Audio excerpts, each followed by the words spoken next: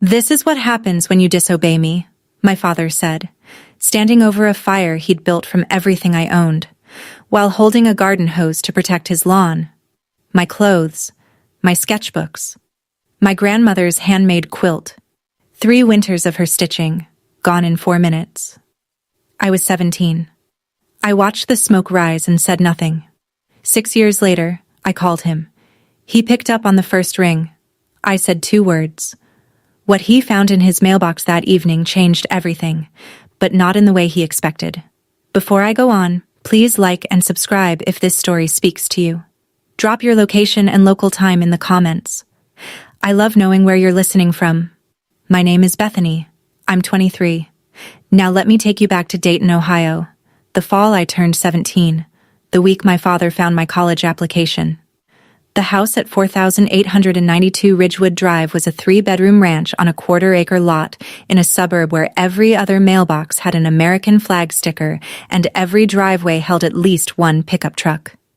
My father, Gerald Thornton, had re-shingled the roof himself, poured the concrete patio himself, and bolted a brass house number plaque beside the front door that he polished every spring like it was a medal he'd earned in combat. To him, that house wasn't shelter. It was proof.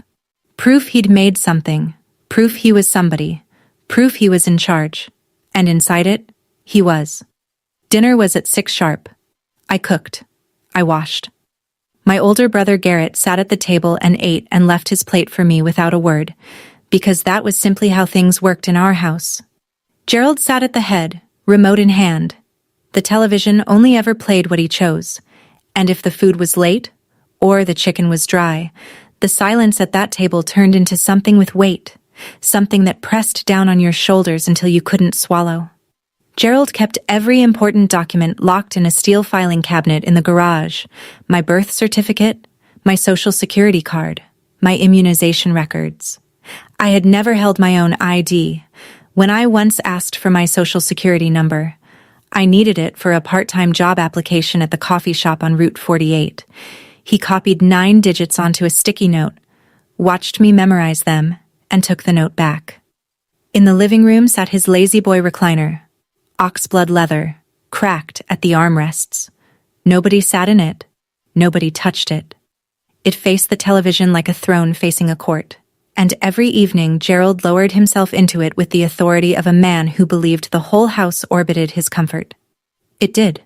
My brother Garrett was 22 when I was 17. Gerald had paid his community college tuition, a 1.5 years of classes Garrett mostly skipped before dropping out, without a single lecture about gratitude. Now Gerald was drawing up plans to set Garrett up with his own auto repair shop. Father and son spent weekends pricing hydraulic lifts and floor jacks the way some families planned vacations. I graduated in the top 10 of my class. My art teacher, Mrs. Rourke, pinned one of my charcoal portraits in the front hallway display case. My math scores were high enough that the guidance counselor printed a list of colleges and slid it across her desk to me with a hopeful look. I brought that list home folded inside my textbook. After dinner, plates cleared, I set it on the table in front of Gerald. He didn't pick it up. "College," he said, not as a question. "For what?" "Business," I said, "or accounting." He leaned back. "A girl goes to college, gets a degree, then gets married, and the degree sits in a drawer. You want to owe $50,000 for a piece of paper in a drawer?" Patricia, my mother, stood at the sink, her hands paused on a dish. She didn't turn around. "I could get financial aid," I said. "You could get a job and contribute to this household," he said, "like you're supposed to." I was already working weekends at the coffee shop on Route 48, $8.75 an hour, every dollar direct deposited into an account Gerald had opened in both our names. I never saw a bank statement. I didn't have an ATM card. My labor went in, and Gerald decided what came out. Garrett's future was an investment. Mine was an expense. But every Tuesday and Thursday after school, I stayed at the library. Gerald thought I was shelving books for volunteer credit. I was not. When I was 14, Gerald slammed his palm on the dinner table so hard the water glasses jumped. I don't remember what I'd done. Probably spoken without being spoken to. Probably breathed too loudly. probably existed in a way that reminded him he wasn't the only person in the room. He leaned across the table and shouted 3 inches from my face until his spit hit my cheek. The next morning, I told my school counselor. A woman from Child Protective Services knocked on our door 4 days later. She wore a lanyard and a patient smile. She looked around the house. Clean, stocked refrigerator, no bruises, took notes, asked questions. Gerald was calm and polite the entire visit, the way a man is calm and polite when he knows what's at stake. Nothing came of it, but Gerald never forgot. From that day forward, I became the girl who called the cops on her own father. Gerald made sure every aunt, uncle, and cousin knew it. Thanksgiving dinners, Easter brunches, 4th of July cookouts. He'd work it into conversation like a man picking a scab. Beth here once brought CPS to our house. 14 years old, can you imagine? I kept a roof over her head and she thanked me with a caseworker in my living room. Relatives stopped calling me.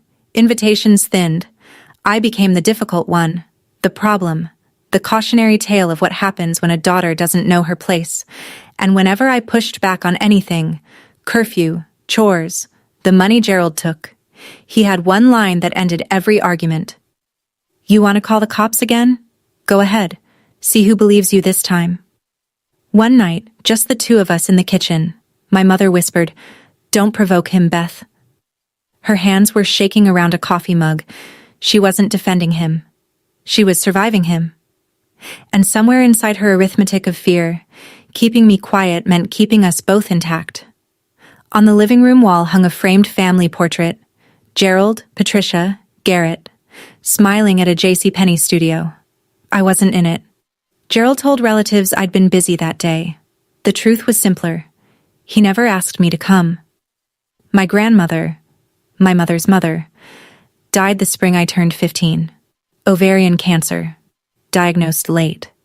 She spent her last 2 months at home in a recliner that looked nothing like Gerald's, surrounded by baskets of fabric and a sewing machine that hummed late into the night.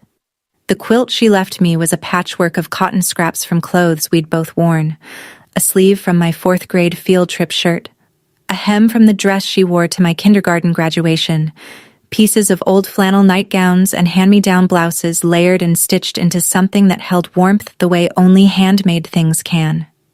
She'd tucked lavender sachets into the seams.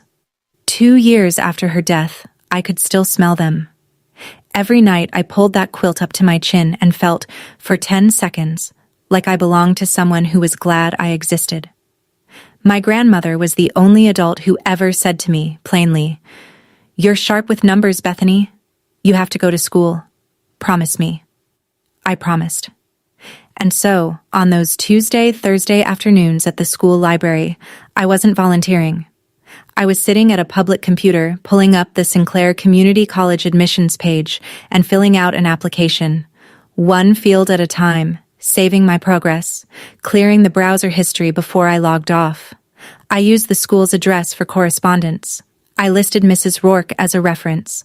I wrote my personal essay about the quilt, about someone building something beautiful out of scraps, about patience as a form of love. I didn't tell a soul. What I didn't know was that Gerald had set up parental notifications on the school's network system, something he'd demanded after the CPS visit, framed as keeping tabs on her internet usage. Every week, the system flagged activity categories and emailed a summary to the parent on file. The week I accessed college application resources 4 times, Gerald got an alert.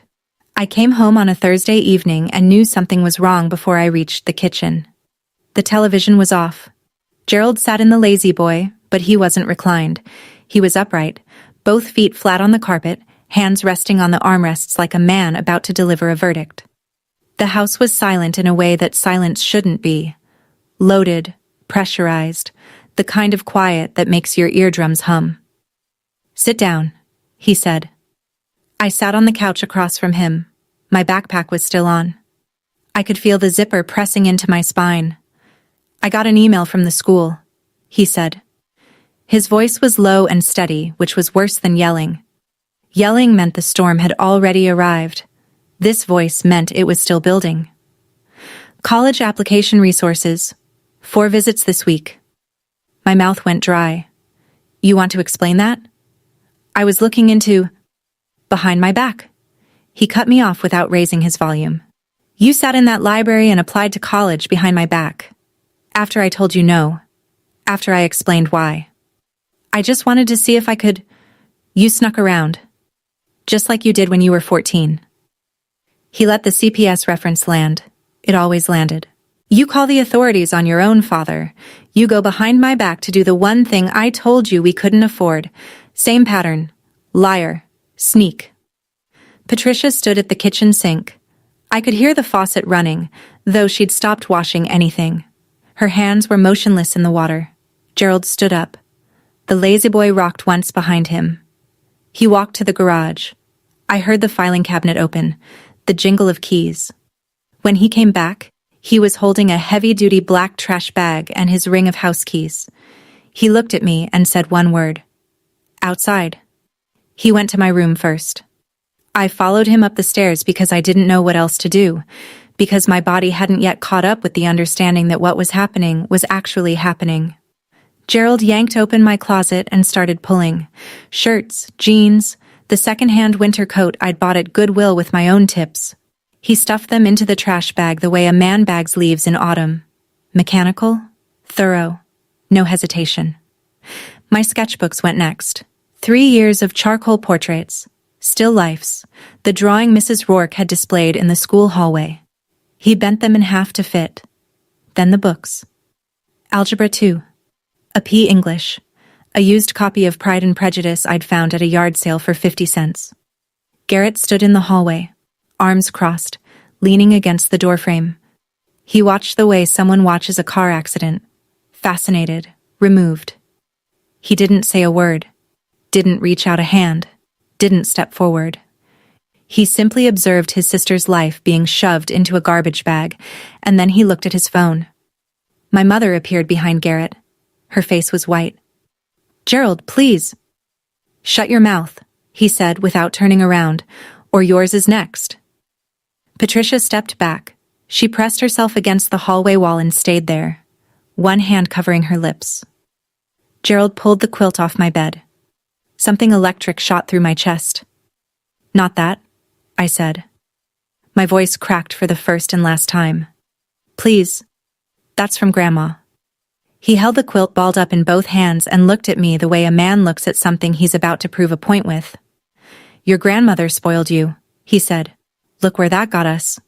He carried everything downstairs, through the kitchen, out the back door. I followed. And when I saw the burn barrel already standing in the center of the yard, the old steel drum he used for brush in the spring, positioned and waiting, I understood. He'd planned this. The barrel was already there. Gerald upended the trash bag into the barrel. My clothes, my books, my sketchbooks, they tumbled in like they were nothing. He reached for the plastic bottle of lighter fluid on the patio table. He'd set that out too. He doused everything. The chemical smell cut through the October air. Then he pulled a long-reach lighter from his shirt pocket, clicked it once, and held the flame to the edge of a cotton shirt. The fire caught fast. I stood 6 feet away and watched 17 years of belongings curl and blacken inside a steel drum in my father's backyard.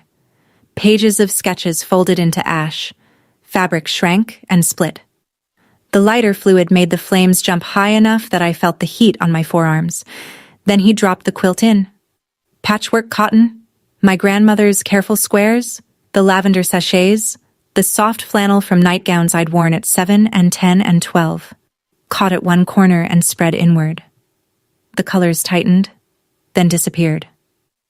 The whole thing was gone in under 4 minutes. Gerald held the garden hose in his other hand. Not for my things. For his lawn, in case the sparks drifted. Next door, I saw Mrs. Ruth Delano standing on her back porch. She was 70 years old, white-haired, both hands pressed to her mouth. She was watching through the chain-link fence, and she didn't look away. Gerald turned to me. He raised his voice, not for my benefit, but for the neighborhood. This is what happens when you disobey me. I stared at the smoke. It rose in a thin gray line above the rooftops and vanished into a sky that was too blue to care. I said nothing. Not because I had nothing to say, but because I'd already said my last word in that house. He thought he was teaching me a lesson. He was right. Just not the one he intended. That night, I lay on a bare mattress in a room that smelled like lighter fluid and regret. No quilt, no sketchbooks on the desk, no winter coat in the closet. Gerald had locked the front door at 9 like he always did. The deadbolt he'd installed himself, keyed from both sides, so nobody left without his permission. Around 11, my bedroom door opened. No knock, no light. Patricia slipped in and sat on the edge of the mattress. She didn't speak right away. I could hear her breathing. Shallow, careful, the way you breathe when you're trying not to exist too loudly in a house that punishes sound. She pressed a white envelope into my hand. I opened it by the glow of the streetlight through the blinds. Inside, my birth certificate, my social security card, and a thin fold of cash. $340 in 20s and 10s. Money she'd been skimming from grocery budgets over months, maybe years, hiding it in places Gerald would never look, because Gerald never helped with groceries. "Go," she whispered. "Don't come back. I'm sorry, Beth." She squeezed my hand once. Then she stood up and walked out of my room and closed the door without turning around, because if she turned around she would cry. And if she cried, Gerald would hear. And if Gerald heard, the envelope would disappear into the filing cabinet, and this one narrow window would seal shut forever. I waited 15 minutes. Then I pushed open my bedroom window. Ground floor, thank God. Swung my legs over the sill and dropped 3 feet into the side yard. I was wearing jeans, a t-shirt, and sneakers. Nothing else. I walked to Mrs. Delano's house. 3 minutes. The porch light was on. I knocked twice. She opened the door, looked at my face, and pulled me inside without asking a single question. I left 4,892 Ridgewood Drive with $340 and a white envelope. I didn't know that 6 years later I'd stand in front of that same house holding a deed with my name on it.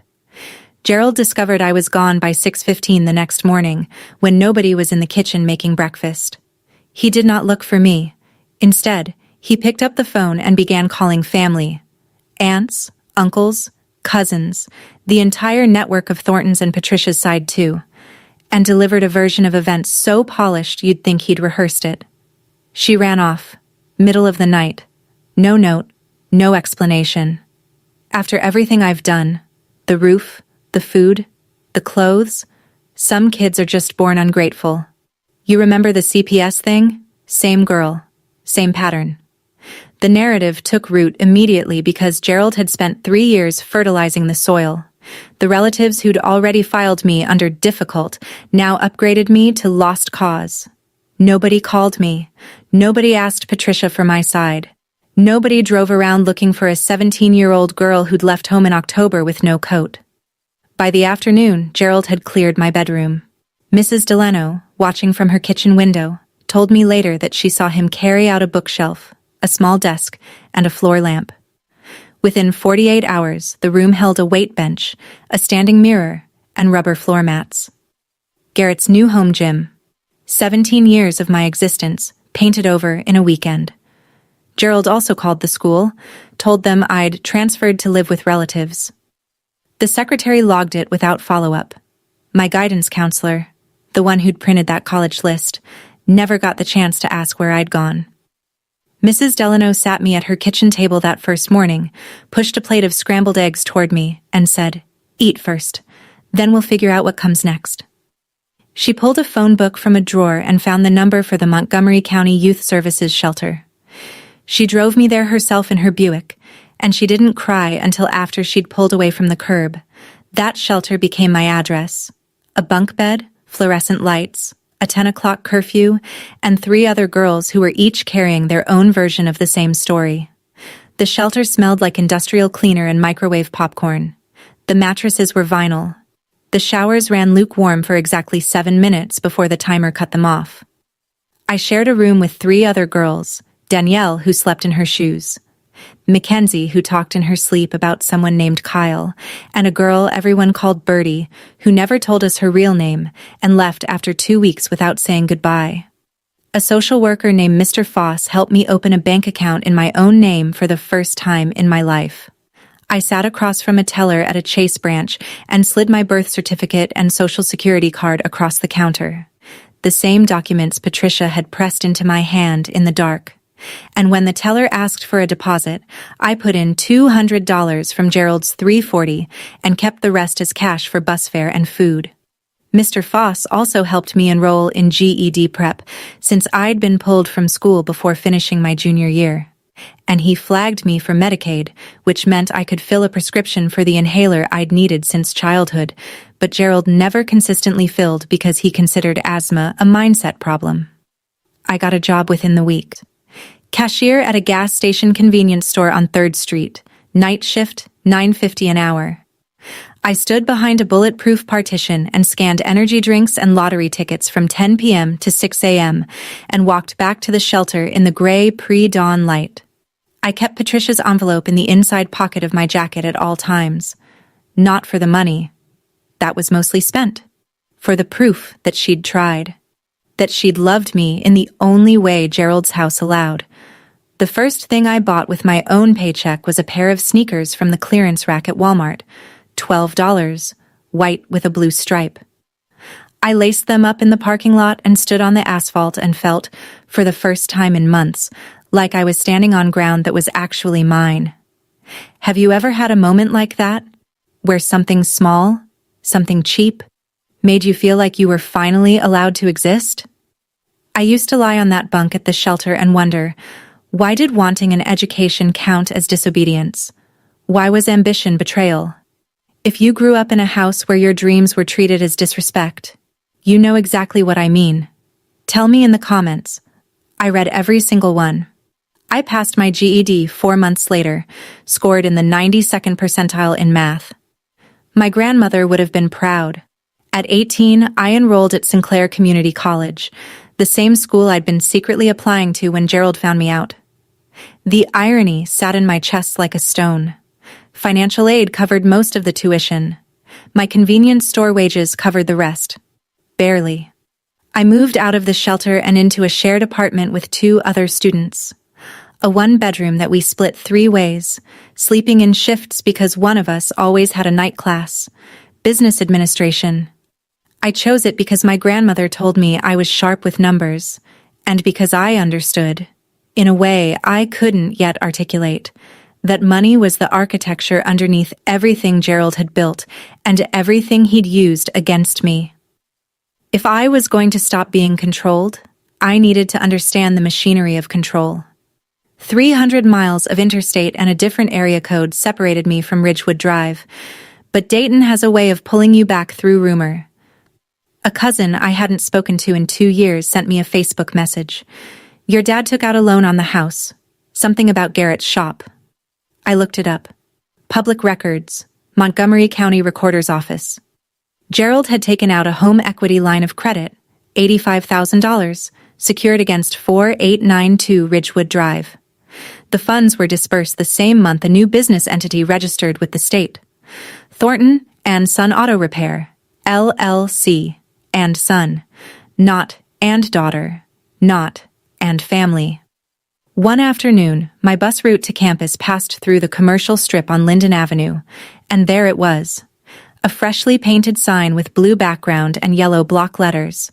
Thornton and Son Auto, mounted on a building Gerald had leased with money borrowed against the only thing of value he owned. $85,000 on his son's dream.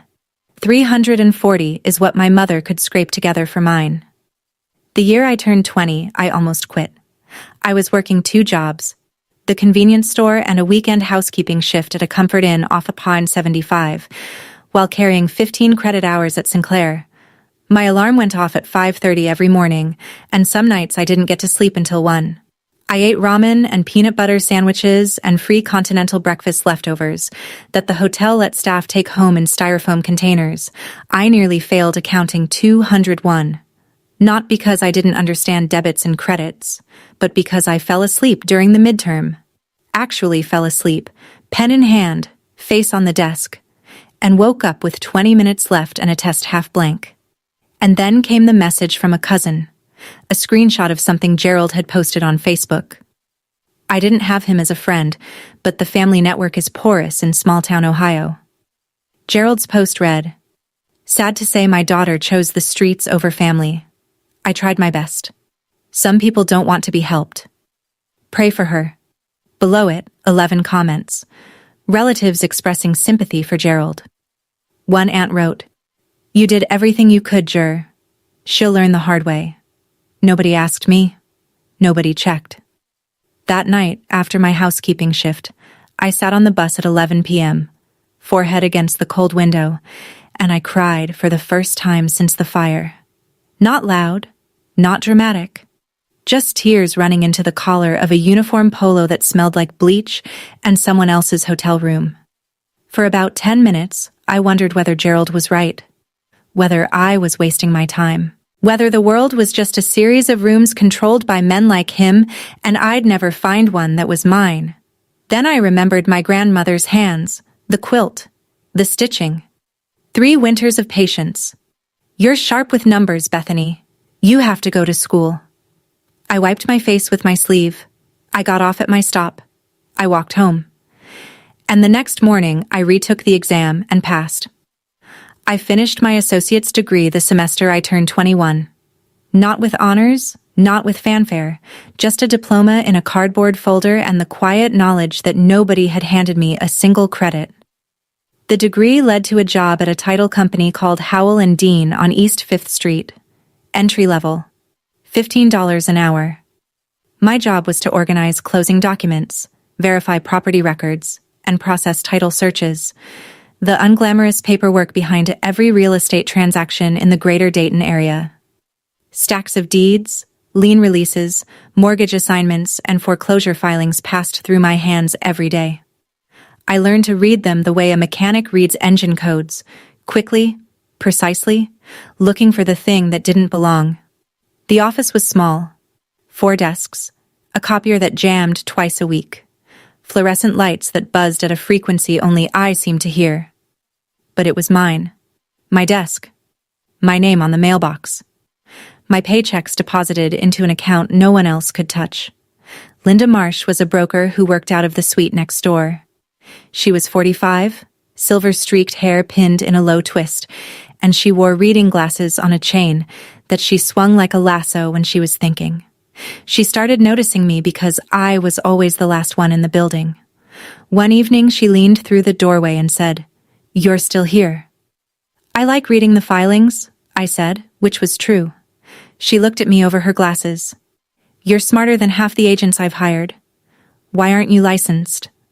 "Working on it," I said, which wasn't true yet, but became true the moment she said it. Linda began mentoring me. Over coffee, over lunch, over stacks of comp analyses. She taught me how to read a neighborhood, how to calculate equity, how to spot a distressed property before it hit the courthouse steps. In real estate, she told me once, paper is power. Whoever holds the deed holds the truth. I wrote that on a sticky note and put it on my desk. It stayed there for 2 years. I passed the Ohio real estate licensing exam on my first attempt, 3 weeks after my 22nd birthday. Linda hired me as a junior agent at her brokerage the same afternoon. I was making commission now. Not much at first, but enough that I moved into a studio apartment where I didn't have to sleep in shifts, and enough that I started putting money into a savings account I checked every Sunday morning with something close to disbelief. Meanwhile, 600 miles of hard work separated me from 4,892 Ridgewood Drive. But public records don't care about distance. Through my title company contacts, I had access to the same county databases I'd used every day at Howell & Dean. I wasn't searching for Gerald. I didn't need to. When you work in real estate in Montgomery County, information about every property, every lien, every default, every transfer, flows across your desk like water. You don't have to go looking. It finds you.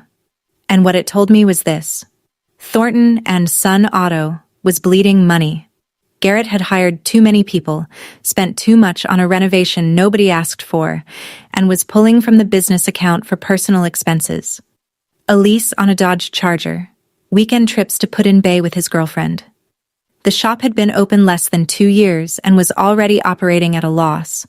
Gerald, rather than confronting his golden child, doubled down. He took out a cash-out refinance on the house, rolling the original mortgage and the HELOC into a single new loan that pushed his total debt on 4892 Ridgewood past what the house was worth. On paper, he was underwater. In his mind, he was saving the family legacy. One evening, driving home from a showing, I passed the Linden Avenue commercial strip. The Thornton and Son auto sign still glowed, but 2 of its LED bulbs had burned out. The T and the O were dark. The sign now read, HRN on and Son AUO. It was the kind of detail a novelist would invent. But it was real, and I saw it, and I kept driving. The phone call came on a Sunday morning, 6 months before everything changed. I didn't recognize the number. I almost didn't answer. I was reviewing comps for a listing appointment, but something made me swipe. Beth? I hadn't heard my mother's voice in 4 years. It was thinner than I remembered, stretched tight like a wire carrying too much current. Mom. I'm calling from Ruth's phone. Mrs. Delano. Of course. Patricia didn't have a phone Gerald couldn't check. Ruth gave me your number a long time ago. I didn't know if you'd pick up. I picked up. Silence. Then. Your father is under a lot of stress, Beth. The shop isn't doing well. He's drinking more. Garrett doesn't come around much anymore. She wasn't asking me for money. She wasn't asking me to come back. She was just talking. The way a person talks when they've been holding their breath inside a sealed room and someone finally cracks a window. Are you okay, Mom? A pause. I'm the same. Which meant, no. Mom, you can leave, you know. There are resources. I can help you find. I'm fine, Beth. I just wanted to hear your voice. We talked for 8 more minutes. She asked what I was doing. I told her I worked in real estate. She said, your grandmother would be so proud. And her voice broke, and she recovered, and we both pretended it hadn't happened. After I hung up, I sat on my apartment floor for 10 minutes, staring at the wall. I thought about calling Gerald. I didn't. I thought about calling Garrett. I didn't. I thought about driving to Dayton and knocking on the front door of 4892 Ridgewood and saying, what?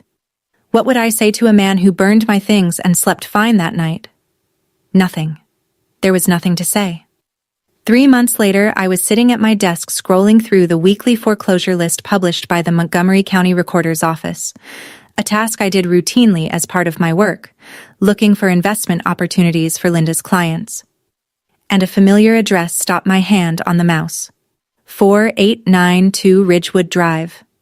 Notice of default. Bank of Dayton, N.A. Scheduled auction date, 60 days. I read the address 3 times, then a 4th. Then I pushed back from my desk and stared at the ceiling for a full minute, breathing through my mouth like a swimmer surfacing after too long underwater. 4892 Ridgewood Drive. 3-bedroom ranch. Brass house numbers. Lazy boy in the living room. Burn barrel in the backyard. The notice of default meant Gerald had missed payments for at least 90 consecutive days. The bank had filed with the county. A notice of sale would follow, and then the house would go to auction on the courthouse steps, open to any bidder with a cashier's check and a pulse. Gerald Thornton, the man who had built his entire identity around that house, who had polished the brass numbers every spring, who had re-shingled the roof with his own hands, who had told me at least 100 times that his house meant his rules, had borrowed against it until the bank decided it wasn't his anymore. I pulled the full record. The HELOC from 3 years ago, $85,000. The cash-out refinance from 2 years ago, another $60,000 on top. Total debt secured against a house worth maybe $185,000 on a good day. Gerald hadn't made a mortgage payment in 6 months. The bank had followed every required step. Notice of default, right to cure, notice of sale. And Gerald had done nothing. No payment, no negotiation, no short sale. Either he didn't understand the paperwork, or he was too proud to ask for help, or both. I closed the browser tab. I opened it again, I closed it. I went to the break room and poured a cup of coffee and stood by the window. I remembered the fire, the quilt, the lighter fluid, the garden hose he held to protect his lawn. My house. My rules. Not anymore, I said out loud, to no one. Then I went back to my desk and pulled up the auction calendar. I told Linda before I told anyone else. We were sitting in her office, a corner room with a window overlooking a strip mall parking lot, which sounds depressing, but Linda had filled with potted ferns and framed photos of her closings, and it felt more like a greenhouse than a workplace. I need your advice, I said, not as my broker, as someone I trust. She set down her reading glasses. Go. There's a property going to auction in Montgomery County. 3-bed ranch, 1/4 acre. Needs a new roof and some plumbing work, but the structure's solid. Market comp in that neighborhood is about 185. Auction estimate is probably 120 to 140. Linda tilted her head. That's a decent margin. What's the catch? It's my father's house. She looked at me for a long time. The ferns swayed in the air from the vent above us. Then she asked the question I needed her to ask. Is this a business decision or a personal one? Both, I said. Then let me ask you this.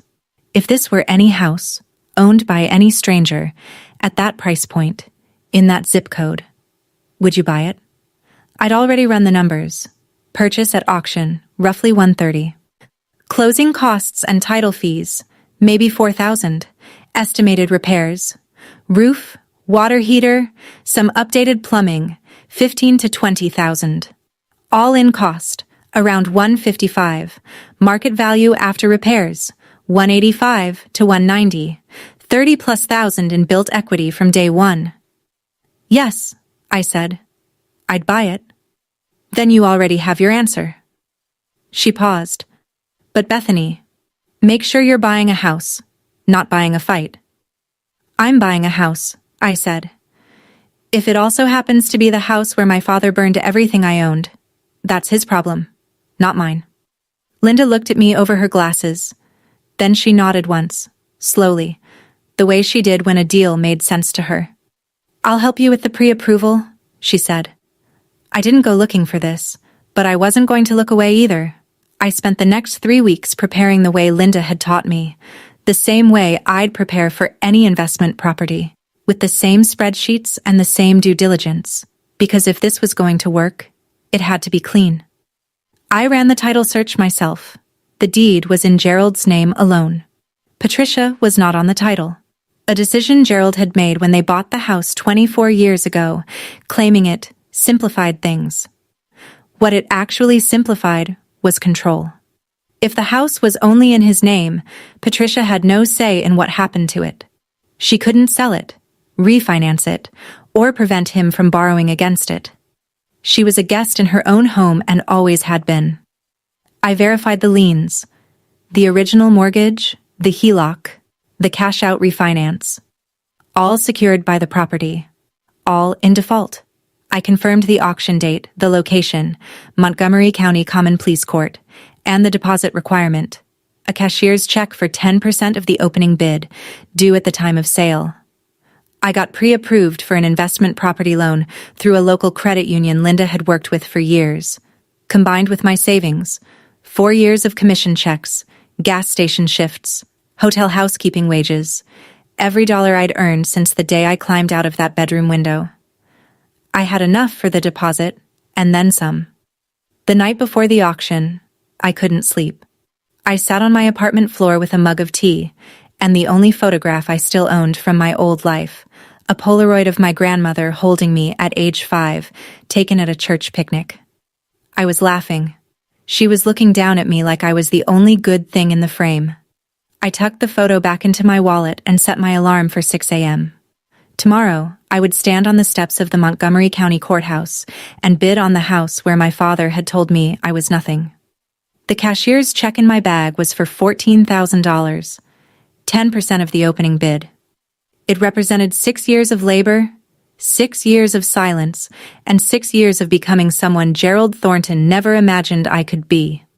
The Montgomery County Courthouse smelled like floor wax and old paper. The auction was held in a room on the second floor. Linoleum, folding chairs, a podium at the front, and about 20 people sat in clusters, most of them investors or attorneys. I was the only woman under 30. The auctioneer worked through properties in order: a duplex on Wayne Avenue, a vacant lot near Riverside, an apartment building on Salem with a tax lien dispute. Each one drawn out in legalese and then resolved in 60 seconds of raised paddles and monotone bids.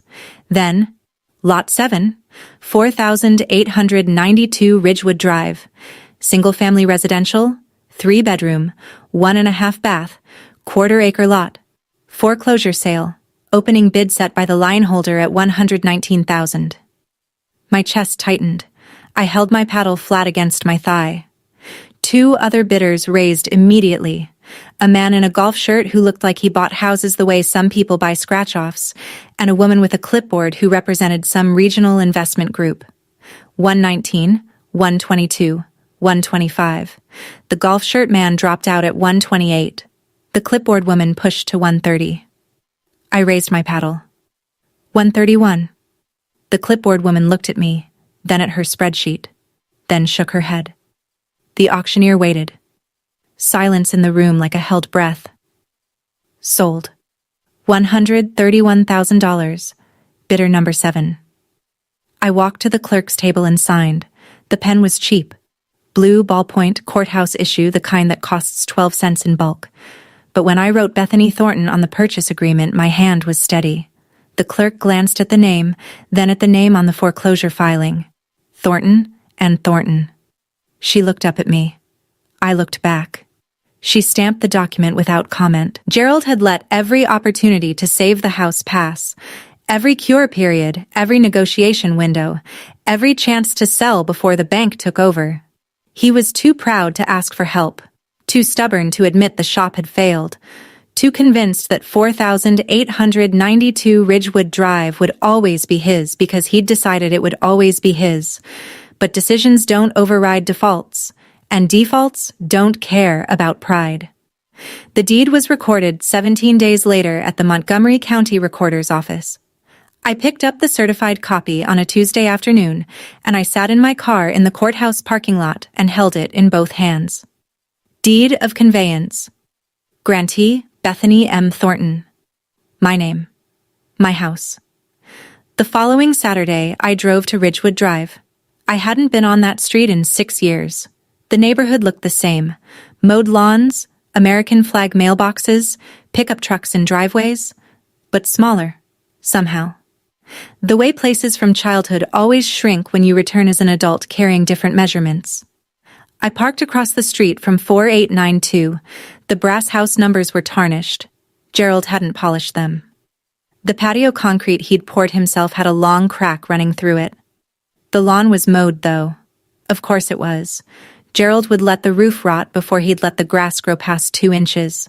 He was outside, in fact, pushing a mower in straight lines, wearing the same flannel shirt he'd worn the day he burned my things.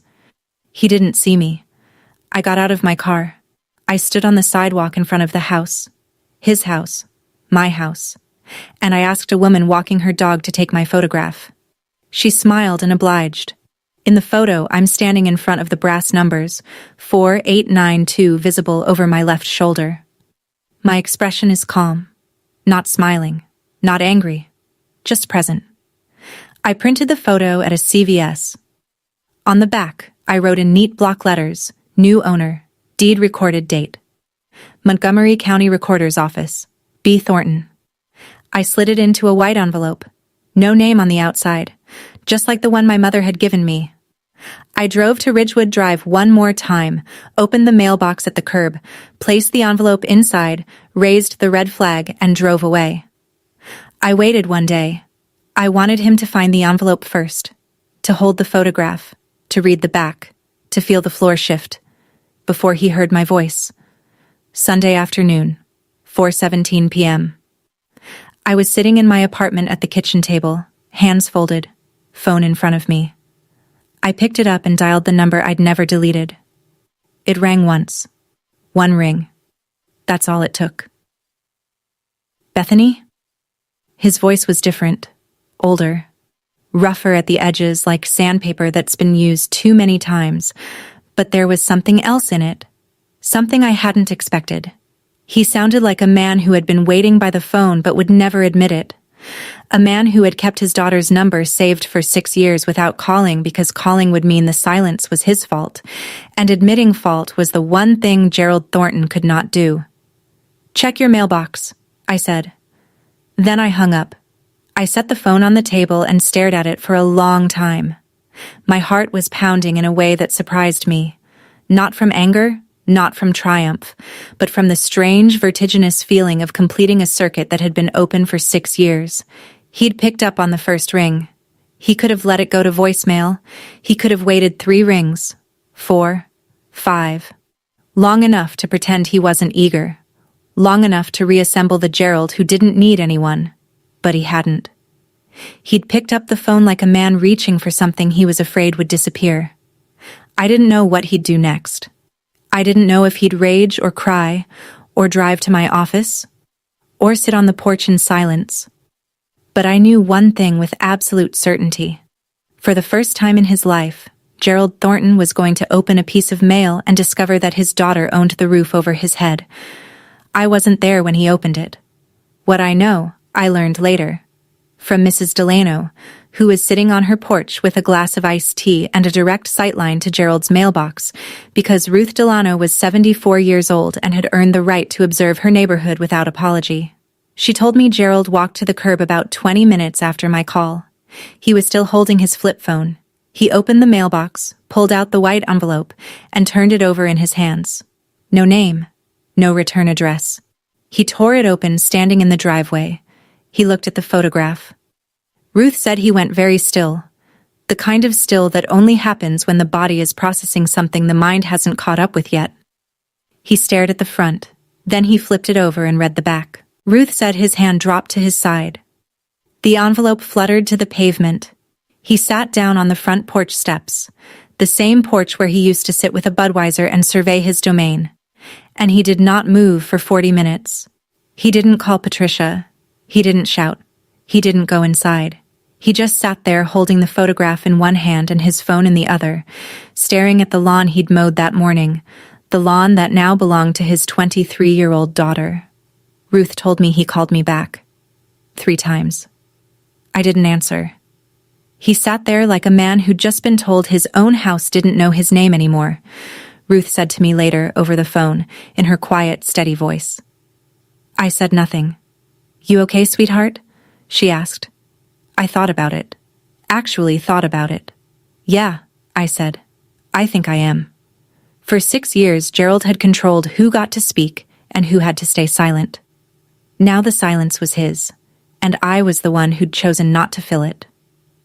2 days later, Gerald walked into the offices of Marsh & Associates Realty at 10:15 on a Tuesday morning.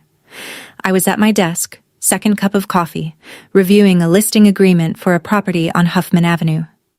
Linda was in her office with the door open. 2 other agents, Mark and Denise, were at their desks. A client couple sat in the waiting area flipping through a home search binder. The door opened and Gerald stepped in like he was entering a courtroom.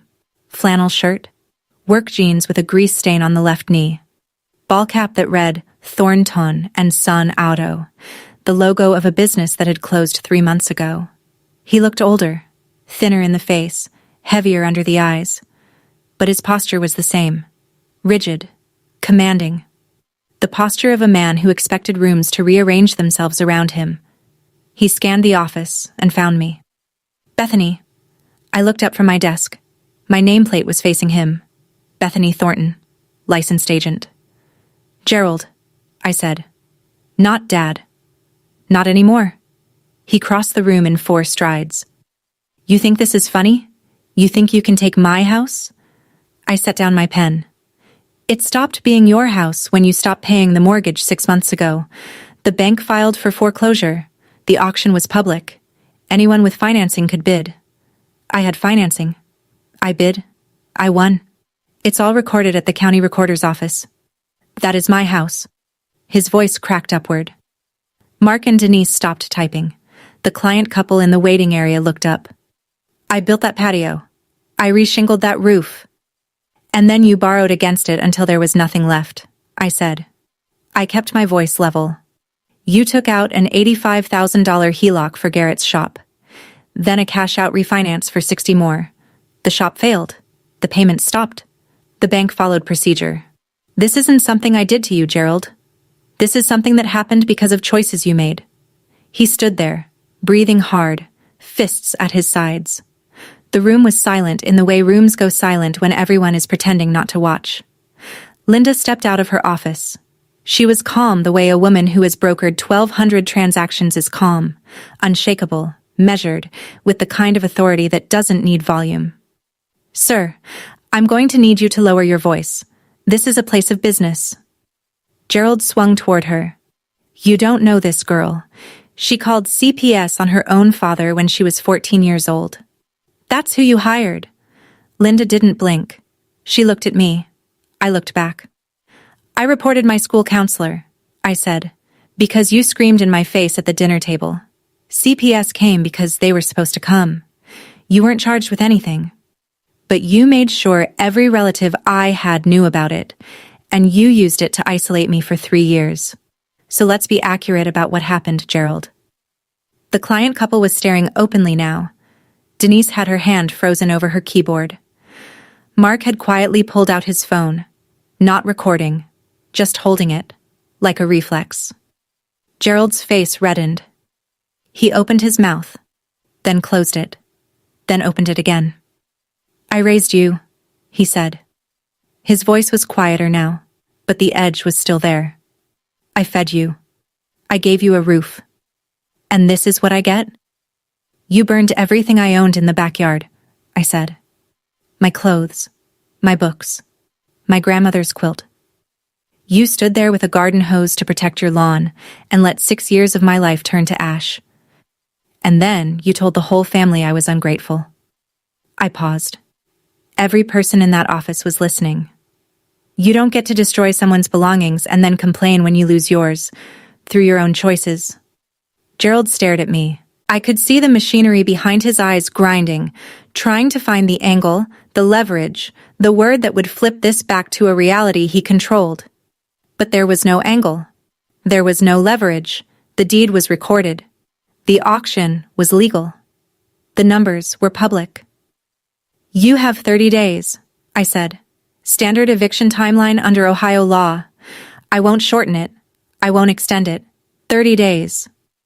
He stood in the middle of the office surrounded by people who now knew exactly who he was, and for the first time in his life, he had nothing to say. He walked out without closing the door. You know, standing there in that office, watching him leave, I realized something I hadn't expected. He still didn't understand. He still thought the house was about power. His power.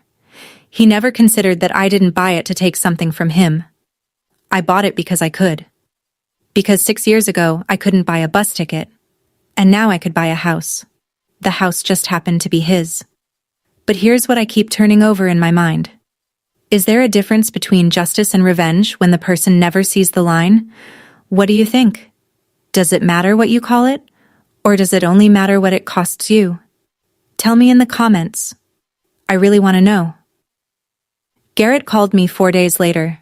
It was the first time I'd heard his voice since I was 17. Beth? He sounded like a man standing in a room where everything was on fire and he'd just realized the exit was locked. I know we haven't. It's been... Look, Dad needs somewhere to go. He's got 30 days, right? He told me. He does. Okay. So, here's the thing. A pause so long I could hear him swallow. I don't really have room. Kelly and I are in a 1-bedroom in Columbus. It's tight. I can't take him. Garrett, I said. He mortgaged the house for your shop? $85,000? He refinanced for another $60,000 to keep it afloat when it started failing. You know that, right? Silence. He bet everything on you, I said. Everything. The house. His credit. His retirement. He put it all into Thornton and Son Auto. And when the shop went under, you moved to Columbus. I didn't ask him to. Did you pay him back? More silence. The answer was in the silence. Beth, I'm not the bad guy here. I didn't say you were, but I'm not the solution either. You had 22 years of his support. I had 17 years of his control. He gave you a business. He gave me a burn barrel. And now you're calling me, the one he threw out, to fix what the one he chose couldn't hold together. His breathing was ragged. I'm not selling the house, I said. And I'm not letting him live there rent-free. That's not my responsibility. If you want to help your father, help him. But you don't get to hand that job to me. I hung up, and I sat there thinking about the sign, Thornton and Son Auto, and how the whole family's money and faith had gone into 2 words on a marquee. And when the marquee went dark, the son kept driving. He bet everything on his son. His son left him on red. Gerald moved out on day 27. No phone call. No forwarding address. Mrs. Delano told me she saw him loading a pickup truck. A borrowed one, not Garrett's. With boxes, a duffel bag, and the lazy boy recliner. He drove to a cousin's house on the other side of Dayton. The throne came with him. The kingdom didn't. I waited a week. Then I drove to 4892 Ridgewood with a locksmith, a contractor, and a chest full of feelings I hadn't sorted yet. The house was dimmer than I remembered. Gerald had left it in rough shape. Stained carpet, a dripping kitchen faucet, a living room that smelled like Budweiser and old newspaper. But the bones were solid. The walls were straight. The foundation hadn't cracked, even if the man living on top of it had. I walked through every room, making notes for the contractor. New roof, water heater, update the plumbing in the hall bath, repaint. It was a project, not a miracle. The kind of house I'd learned to see potential in because Linda taught me to look past the surface. Then I reached the back bedroom. My old room, the one Gerald had turned into Garrett's gym. The weight bench was gone. The mirror was gone. But in the corner, behind a sliding closet door, there was a shelf Gerald apparently hadn't bothered clearing because he assumed it was empty. It wasn't. I found a Nike shoebox, crushed and dusty. I pulled off the lid. Inside, 3 pages torn from a sketchbook, edges blackened and curled. A charcoal drawing of a woman's hands, my grandmother's hands, drawn from memory when I was 16. 2 more sketches beneath it, half destroyed. And at the bottom, folded into a small square, a piece of fabric, patchwork cotton, singed at the edges, faded lavender scent, barely there, a single square from the quilt. Gerald had gone into the ashes. After the fire had died and I'd gone to my room and the neighborhood had turned out its lights, he had reached into that burn barrel and pulled these things out. He'd kept them in a shoebox on a shelf in a closet for 6 years. He never told me. He never used them to apologize.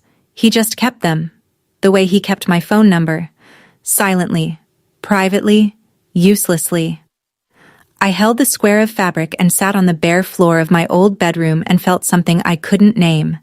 Not forgiveness, not anger. Something in between. Like finding a handprint in cement from someone who broke your window. It didn't change what he did. But it changed the shape of what I remembered. From a man who only knew how to destroy, to a man who also knew how to regret, but chose the wrong way to carry it. Every single time. Patricia called me 3 days after I changed the locks. Her voice was different. I noticed it immediately. Not the thin wire tension I'd heard 6 months ago, but something closer to clear water. Still cautious, still quiet, but present in a way she hadn't been in years. "He's staying at Dale's," she said. Dale was Gerald's cousin, a house on the west side with a pull-out couch and no questions. "He took the recliner and 3 boxes, that's all." "And you?" I asked. "I'm still at the house." A pause. "Your house." Neither of us said anything for a few seconds. "Beth, do you want me to leave?" I leaned against my kitchen counter and closed my eyes. I saw her in the dark 6 years ago, sliding an envelope into my hand. $340, a birth certificate, a social security card. The entire fortune of a woman who had spent 24 years under a roof she didn't own. married to a man who treated silence as consent and obedience as love. "Do you want to stay?" I asked. She started to cry. Not the stifled, one hand over the mouth crying she'd learned in Gerald's house. Real crying, the kind that takes up space, the kind a person makes when they realize they've been given a door. "Yes," she said. "Please." "Then stay. 200 a month. Enough to cover utilities and give you dignity. I'm not giving you charity, Mom. I'm giving you a lease." 200, she repeated. "I'm fixing the roof next month. The plumber comes Thursday, and Mom..." I paused. "His name's not on anything anymore. Not the deed, not the mailbox, not the rules." She cried again. But this time it was the kind of crying you do when a weight lifts and your body doesn't know how to be that light yet. "I should have done more, Beth. I know that." "You gave me the envelope, Mom. That was enough to start." That night, for the first time in 24 years, Patricia Thornton slept in a house where the front door was unlocked because the person who owned the deadbolt was her daughter, and her daughter believed in doors that open from the inside. I spent the next 4 weekends at 4892 Ridgewood with a toolbox, a contractor named Eddie who owed Linda a favor, and a stubbornness I apparently inherited from the one person I least wanted to resemble. We tore off the old shingles and laid new ones, charcoal gray instead of Gerald's faded brown. I chose the color myself, standing in the Lowe's paint aisle for 20 minutes, running my fingers over sample cards. I repainted the exterior. Soft white with slate blue trim, a palette so different from Gerald's beige and brown that the house looked like a completely different structure from the street. Which was the point. The brass house numbers stayed. I cleaned them, though. They deserved better than neglect. Inside, Patricia and I pulled up the stained carpet together and discovered hardwood floors underneath that Gerald had covered when they moved in because he didn't like the sound of footsteps. We sanded them and sealed them, and the house filled with the smell of polyurethane and new beginnings, which are not the same scent but arrive in the same season. I converted the back bedroom, the gym, the closet, the room that had once been mine, back into a bedroom. New paint, new curtains, and on the wall, in a simple oak frame behind glass, I hung the square of quilt fabric I'd found in the shoebox, singed edges and faded lavender, preserved. Mrs. Delano came over one Sunday with a flat of marigolds and 2 bags of potting soil. We knelt in the backyard together, in the same spot where the burn barrel had stood, and we planted flowers. Gold and orange, the kind that come back every year without being asked. "He burned things in this yard," I said. Ruth pressed soil around a seedling and smiled. "And you planted them." Gerald called in October, 5 months after the auction. 1 month after the marigolds bloomed. I was sitting on the front porch, my front porch, drinking coffee and watching the neighborhood settle into the kind of early evening stillness that makes Ohio suburbs feel like paintings. The trees on Ridgewood Drive were turning. Mrs. Delano waved from her yard. Patricia was inside, watching television. Whatever she wanted, as loud as she wanted. My phone buzzed. Gerald's number. I looked at it for 3 rings. Then I answered. "Bethany." His voice was gravel and distance. "Gerald." A pause so long I could hear a dog barking 2 streets over. "You were always stubborn," he said. "I was always determined," I said. "You called it stubborn because it didn't serve you." Another pause. I could hear him breathing. The heavy, labored breath of a 56-year-old man whose pride had cost him everything and whose lungs weren't what they used to be. "How's your mother?" he asked. It was the first time he'd asked about Patricia in a conversation with me. Not my wife. Not her. Your mother. "She's good," I said. "She's at Ridgewood. She's safe." He didn't respond to that. I don't know if he could. "Gerald," I said. "I'm not going to pretend that what you did was okay. The fire, the isolation, the way you erased me from the family. I'm not going to pretend any of that didn't happen." I paused. "But I'm not going to punish you forever either. I won't make it easy. But I won't seal the door." "So what is this?" he asked. "This is a conversation," I said. That's all it is right now. He was quiet for a long time. Okay, he said, and hung up. I set the phone down on the porch railing and picked up my coffee. The sky was amber and darkening. Somewhere inside, Patricia laughed at something on the television, a sound I hadn't heard from her in years, maybe ever. And the windows glowed with a warmth that had nothing to do with the thermostat. He lost this house the same way he lost me, by refusing to believe we could leave. I'm sitting on the porch again as I tell you this. Morning this time. Early, before the neighborhood wakes up. Coffee in a mug I bought at a thrift store, the kind with a chipped handle and a faded floral print that reminds me of fabric in a quilt. The lawn is mine. The roof is mine. The brass numbers that read 4892 catch the sunrise. And they're polished now, because some things deserve care even when the person who installed them didn't know how to give it. I didn't buy this house to get revenge. I bought it because it was a sound investment, because I had the knowledge and the capital and the license to make the decision, and because 6 years ago I was a 17-year-old girl standing in this yard with nothing, watching everything I'd owned turn to smoke, and I'd promised myself, silently, without witnesses, that I would build something from the ashes. I just didn't know the something would be this literal. If there's a lesson, it's not the one you'd expect. It's not, work hard and you'll show them. It's not, the best revenge is success. It's simpler and harder than that. My grandmother stitched that quilt over 3 winters. She cut fabric, chose patterns, threaded needles, and sat in a recliner night after night, making something that held warmth, because she wanted me to be warm. It took patience. It took hands. It took time she didn't know she was running out of. I lost everything and built it back in 6 years. Both were made by hand. If you're in your first year, the year where everything is ash and you're standing in a yard with nothing, I want you to know that is not the end. But nobody is going to carry you out. You have to climb through the window yourself. The envelope helps, but the walking is yours. That's my story. Thank you for staying until the end. It means more than you know. If someone in your life needs to hear this, send them this video. And if you want more stories about people who rebuilt from nothing, there's a link in the description. Subscribe if you haven't. I'll see you in the next one.